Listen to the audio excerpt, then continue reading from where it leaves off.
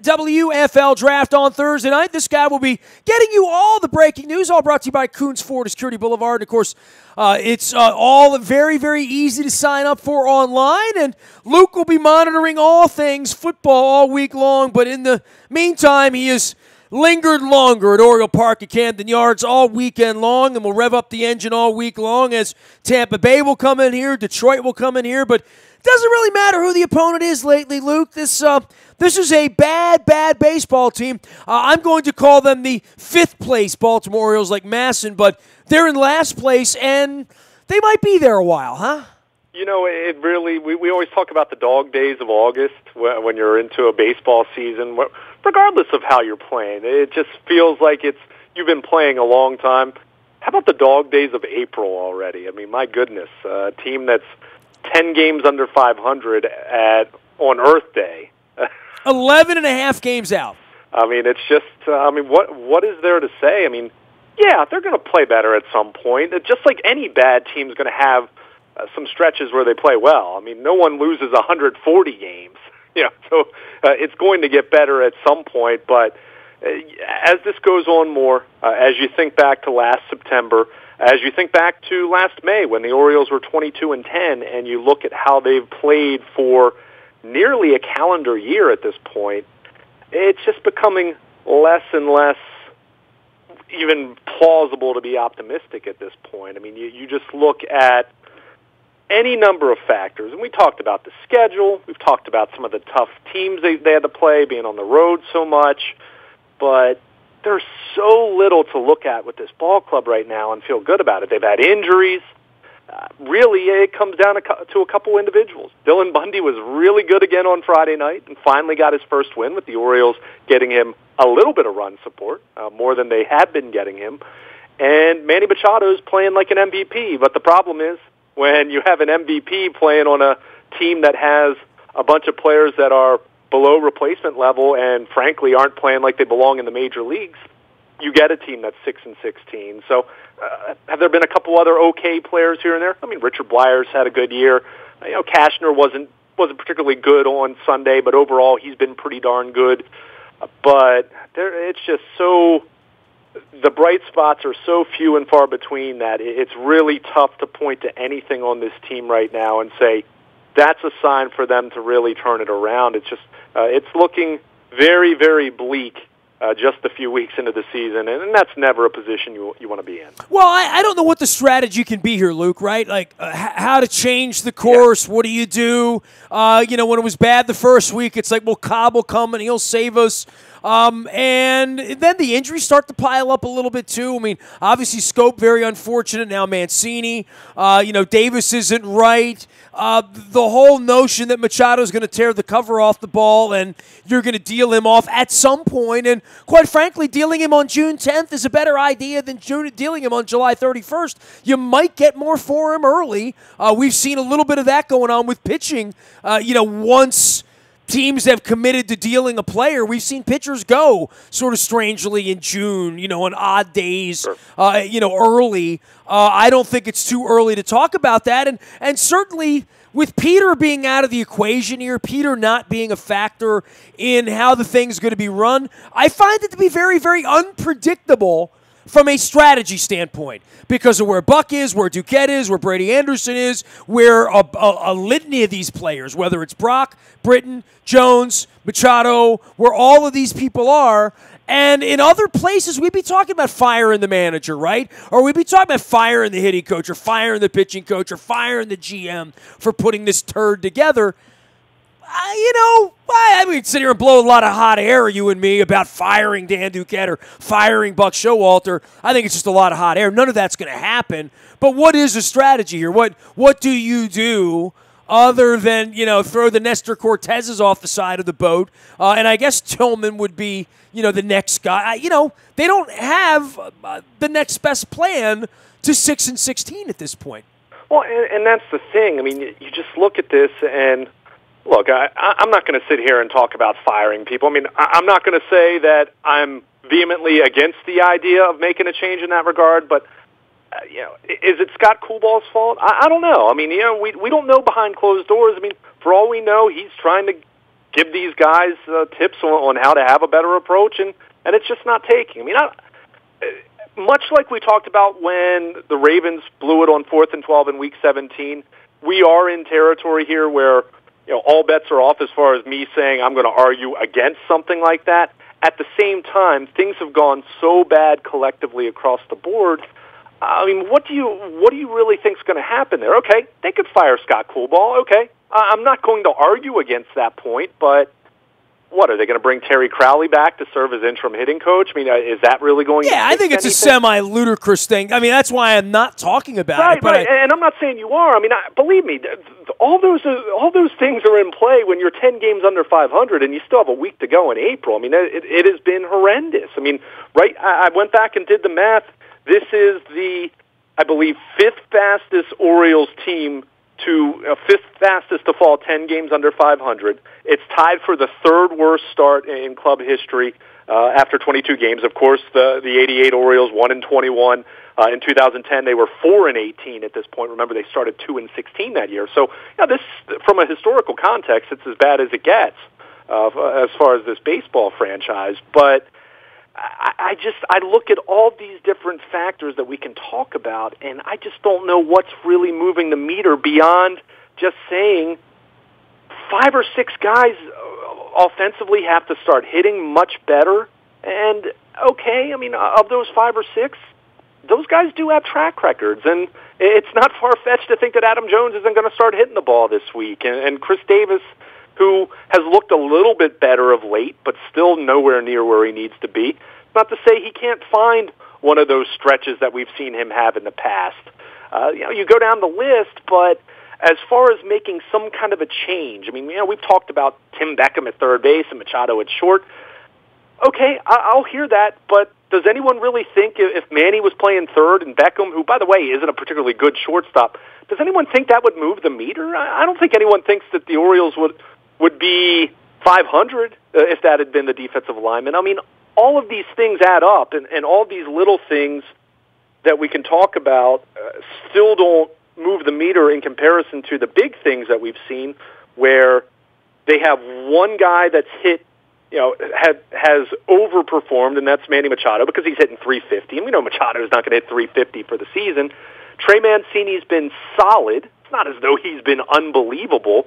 Pedro Alvarez has cooled off recently, but he's been a pleasant surprise early on. But no other hitters you can point to and say, yeah, that guy's really performed. Starting pitching-wise, Bundy has been exceptional. Cashner's been pretty good. Gaussman up and down. Cobb, we know what the story's been with him for 2 starts. Chris Tillman was at least competitive on Saturday, but still had a 6 ERA. I mean, gave up 4 runs in 6 innings. The bullpen. We knew that this group was going to have trouble with Zach Britton being out the first couple months, but part of that formula for enduring that is not to have Michael Gibbons and Brad Brock be terrible so far. So you look at all the different things that we talked about before the season that had to go well, things that had to break right. Those things haven't happened, and on top of that, guys that you've counted on, in many cases, for multiple seasons to perform at a certain level aren't just not doing the job, but they're not even coming close to doing the job. So, talking about firing a coach or changing the lineup or switching around the defense, I mean, I don't even know where you start. It really is one of those things that it has completely gone off the rails before you've even hit the month of May. And I went back as I did my exercise looking at some of the bad starts and teams that fell 10 games under 500. You can go back and find a few Orioles clubs that ended up being competitive, whether it was making the playoffs or at least having a representative season where they were in contention. And you can find a few where they were 7 or 8 games under 500 at some point, but you don't find any that were 10 games under 500 at this early stage of the season and were able to climb out of it and be even remotely relevant. So, yeah, there are 140 games to go, and mathematically speaking, there's a lot of time, but that also means there's a lot of time to play a lot more bad baseball. And, yeah, they're going to have some stretches, and I think they will, at some point here win another series. And we're not just going to be talking about the Yankees series being the high water mark, but it's so difficult to envision this team being able to play consistently enough, long enough to climb out of this. And I think this weekend's been a great example. And you and I didn't talk too much about Cleveland before the series, but that Indians offense has been nearly as bad as the Orioles offense to this point. How are they then hovering around 500 and now they're a few games over 500? Well, they've given up about half the number of runs that the Orioles have. So it just shows that if you're going to have a terrible offense, you better have elite pitching.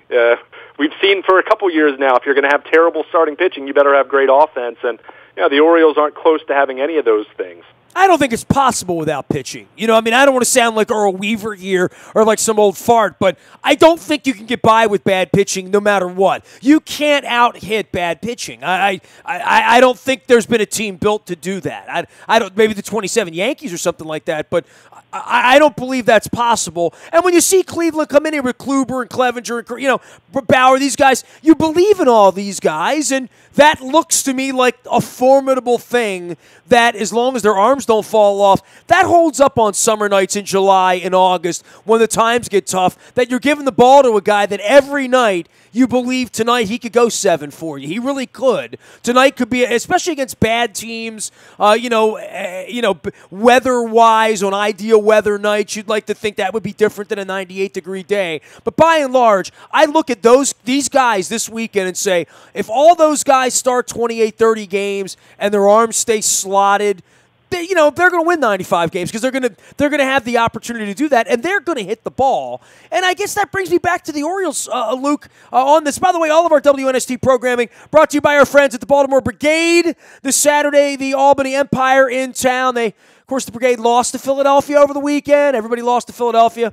Well, except Pittsburgh and the Penguins, I guess, at that point. But wearing my Brigade hat on the Facebook Live and our YouTube WNSTV channel. They are partnering with what we're doing here. You can find out more at Monumental Sports as well as at BaltimoreBrigade.com. We're also going to have Coach Omar on this week as well. A reminder to everybody, Monday night, Game 6, the Stanley Cup playoffs. I'll be at Michael's Cafe. I'm getting the split-level soup. Please meet me there at the bar at 7. Orioles to the left, Caps to the right. It's going to be a nice Monday night. I'm going to wear my Courage hat. We'll see what we got going on. Michael's Cafe in Timonium. Our summer sponsor, the Outdoor Deck, tasty crab cakes. We had a little fun out there with Coach Trotz. We'll do that again on Monday night for Game 6. Also brought to you by the Modell Lyric. I want to remind everybody on Thursday night, if you're at the draft party, maybe at home, you're looking for something to do. You love some Pink Floyd. And I know Luke would like to play hooky and go see Britt Floyd play on Thursday down at the Modell Lyric. Damian Darlington from the band Britt Floyd joined us. You can find that out in the buyatoyota.com audio vault. Thursday night, the music, the sound, the lights,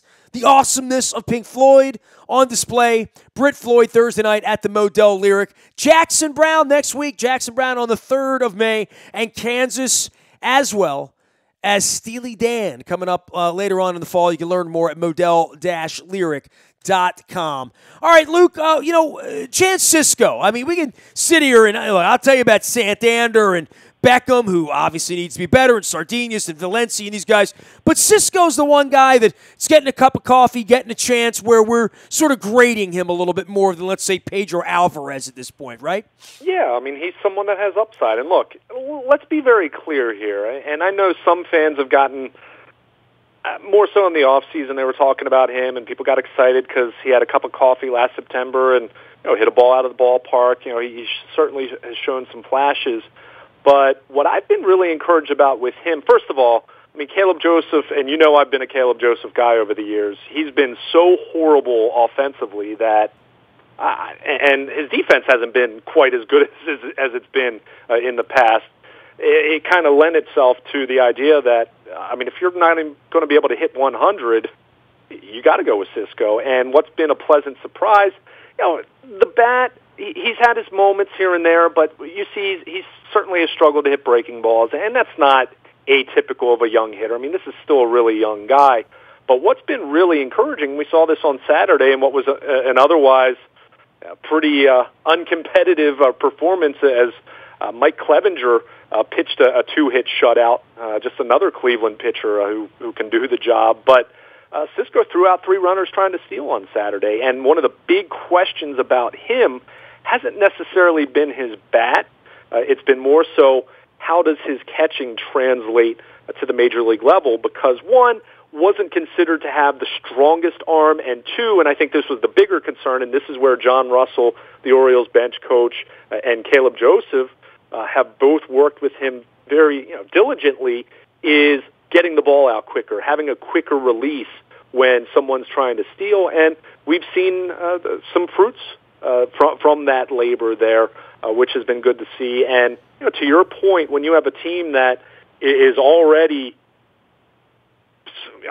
circling the drain as far as having any kind of a realistic hope of turning this thing around and being competitive, these are the guys you start pointing to. And Cisco's already here. We're seeing him play more regularly. Didn't play on Sunday, but we have seen him get multiple starts in a row. And until Caleb Joseph starts showing anything with the bat, and I know he had a hit on Sunday, but to me, you have to go with Cisco at this point. And I think his defense has been a surprise. Now he needs to continue that, but when you're in this position that the Orioles are in, you're starting to look at some of these young guys, and it begs the question of at what point do we see Austin Hayes, who's not off to a great start at Bowie, did not have kind of had the shoulder issue in the spring, but I would assume we're going to see him at some point. There's the possibility that we'll see Cedric Mullins at some point later in 2018, especially if the Orioles end up trading off some pieces. So I think these are the things you start to point to, and it's great to see Dylan Bundy do what he's done.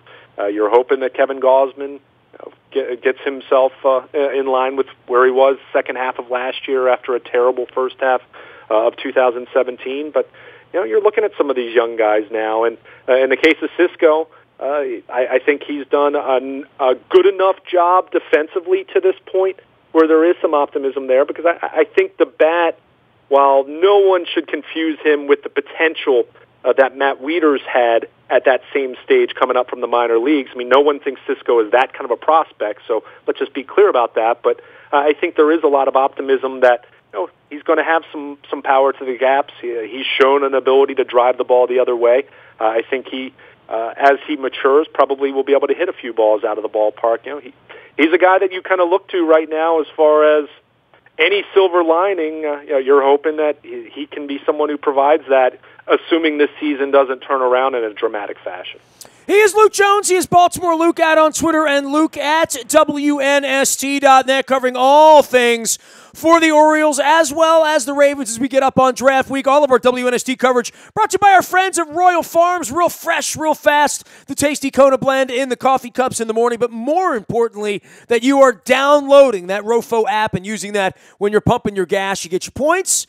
Get your Western fries and your chicken for free. My wife brought me home a 3-piece with Western fries and a roll on Sunday, and I watched the Philadelphia Flyers get rolled after that. Royal Farms, real fresh, real fast. Want to give a shout-out to Frank Remish, everybody down at the Rofo Arena as well for the project runway that's coming up. Sandy Reset joined us here, and we'll be promoting that as the week moves forward as well. All of that brought to you by our friends at Howard Bank, a relentless commitment to being the best at everything they do. Now, branches popping up all over the place with Howard Bank. They're sponsoring our Be More Positive community and charity series. We're doing that on Thursday mornings along with our partners at Cole Roofing, and Billy Cole's going to be joining us this week to talk about Cole Roofing and Pfister Energy as well. But Howard Bank sponsoring that, and we're supporting the animals. So give a little bit of love to the folks down there at the Rofo Arena as well as they try to do the right thing for the animals here in the city. We love our cat so much. We're having so much fun with her.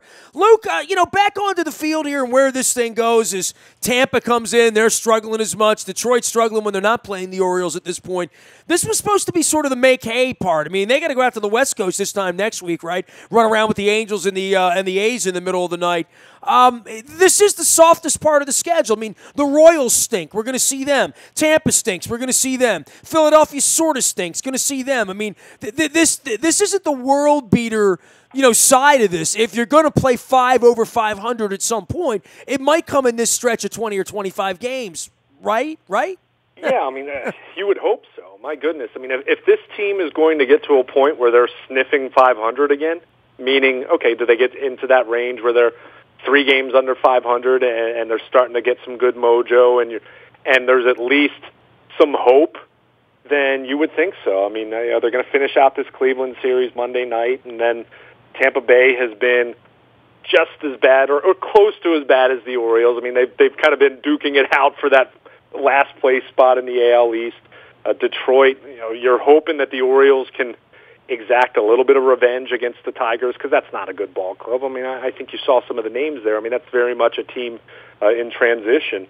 And, I mean, you look at the next few weeks, this should be a period of time where, if it's going to happen, meaning that they're going to dig themselves out of this and at least make things remotely interesting, and I don't know what that looks like at this point. I thought this team was an 82-win team at the beginning of the year, and certainly I'm not feeling very good about that at this point. But if they are to climb out of this thing and be competitive and look like there is some upside and there is some hope, you would think it's going to have to happen over these next 3 weeks. I mean, if it doesn't, then, well, you're going to be looking at being 20 games under 500 in June, and certainly then all attention will go toward the trade deadline and making moves. And I want to go back to a point you made a few minutes ago about Machado, and would you start looking to field offers now? And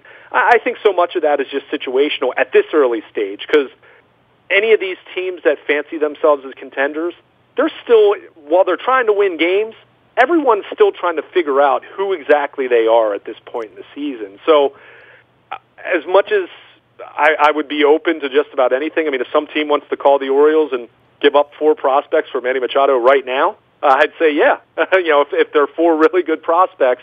But so much of this is just going to be a matter of timing.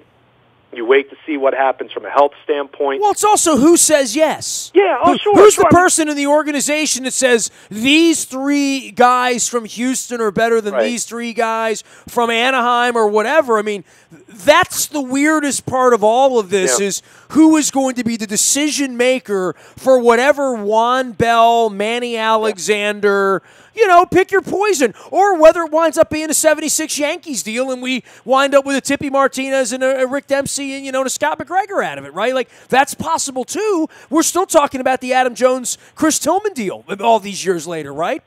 And that's how the team won, by having deft moves like that, and the Chris Davis deal, the Koji Uehara and all that stuff. I mean, it feels like eons ago, but that was McPhail, and that was the genius of McPhail in leaving this program in good shape a number of years ago.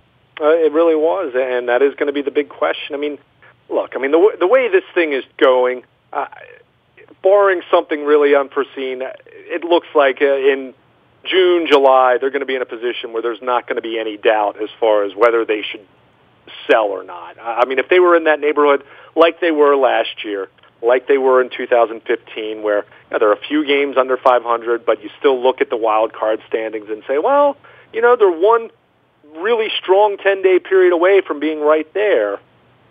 It's not looking like that's where they're going to be at this point, the way things are going, and I know I'm not exactly being bold in saying that. So I think if you come to a consensus, come to an agreement early enough, and it looks like it should be that way, you would hope then that you can somehow get on the same page, whether that's Brady Anderson and Buck Showalter, whether it's Duquette in his last hurrah that most people assume this is probably going to be for him.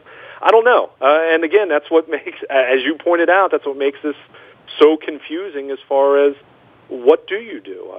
You hope you get a deal that's attractive enough where there is agreement there, and you say, you know what, this is the best deal. And while this isn't as good as it would have been trading Manny Machado 18 months ago, it's still a couple really nice pieces that can help this team. I mean, I've said over and over, even a Machado rental for 2 or 3 months, there's a lot of value to that, especially if he's hitting 300 and putting up huge numbers. That's the kind of production that even teams that have relatively good situations at shortstop and third base, even those teams will consider that, because if anything, they'll want some other team that they're competing with for a playoff spot not to get Manny Machado. So, I think the opportunity is going to be there, but to your point, do they get their ducks in order and have some semblance of a plan. Even if you don't know exactly who your GM of 2019 is going to be, whether that's Brady Anderson, whether it's bringing someone in, whatever it is, can you at least short-term have a hierarchy that's functional enough to get a decent deal? And if you can, then to your point, you can get a couple guys that maybe aren't going to be all-stars, but might be a couple guys that can really help you out here over the next. And it really is weird, right? Like, they could have made this deal 18 months ago, and some pitcher would be in their rotation now, and some kid would be playing center field. Or, in a real organization, not this place, but in a normal place, they would have pulled the trigger a year and a half ago and brought in some players. And maybe they work out, maybe they don't, and maybe whatever they get at the trading deadline winds up being Adam Jones and Chris Tillman. Whatever that haul is for 2020 and 21 and 22, I've been around here long enough, and so have you now, right, that we know what all of this looks like in this circle of life of deals and trade deadlines that we hear about, the Bagwell deals 30 years later, right, that these weird things happen. But we've seen this work in our favor. Adam Jones, Chris Tillman, Tippy Martinez, Scott McGregor from my era, right? We've seen it not work, right? We've seen the Sid Thrift era where they dealt off all these guys and got a bag of donuts, got nothing. Melvin Mora, maybe. That was about it, right? So this is that time, in the life cycle of the franchise to see what you get back. And the Yankees were still adding all that up for what they did 18 months ago, right? Sure. And let's be very clear about something. Rebuilding's not easy. And you can and let's take the Orioles out of the equation and just look in general. Yes, everyone romanticizes now what the Astros did and what the Cubs did. Why? Because it worked. They won a World Series. But you can also find teams that rebuild, and guess what? It doesn't work. Or you can find teams that did the prudent thing and traded a star player, and go look at the players they got in return. Not much. So I don't want to interrupt you here, too, and talk about the Royals and what they did, which was they had no money. They signed all these guys. They brought them up. They were all blue chip, blue chip, blue chip. I knew who Mike Moustakas was 5 years before he got to the big leagues, and when I saw him play, he was hitting like a $110. And I'm like, Kane, all those guys, Hosmer, all those guys had B-U-S, almost to T, and then they all blossomed. They won World Series, went back and almost won. Then they did win. Even in an organization like that, they stuck with all of their Matt Wieters, all of their Chance Siscos, all of their guys, and gave them the at-bats because they didn't have any choice. I mean, they had nowhere else to go, right? Sure. I mean, you're going to have that, but like the point I was trying to make is we always, and we're seeing this right now with the Ravens, as much as I tend to not like using baseball to football comparisons, but so many people are so ready to move on from Joe Flacco. And take the Super Bowl part of it out of the equation. That was 5 years ago. But just for what he is right now, and it's fair to have questions about his future. There's no disputing that.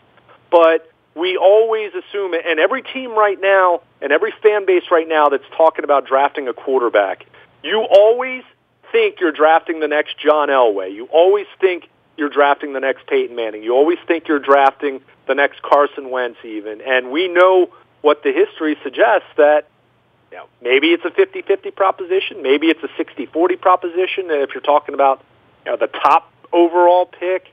But my point is, with rebuilding, and this kind of goes back to where the Orioles were 18 months ago, and it wasn't even for me to just say, yes, definitely 100% unequivocally trade Manny Machado. It was either you need to do that or you need to go all in to absolutely give yourself the 100% best chance to win a World Series, because your window is very defined in closing.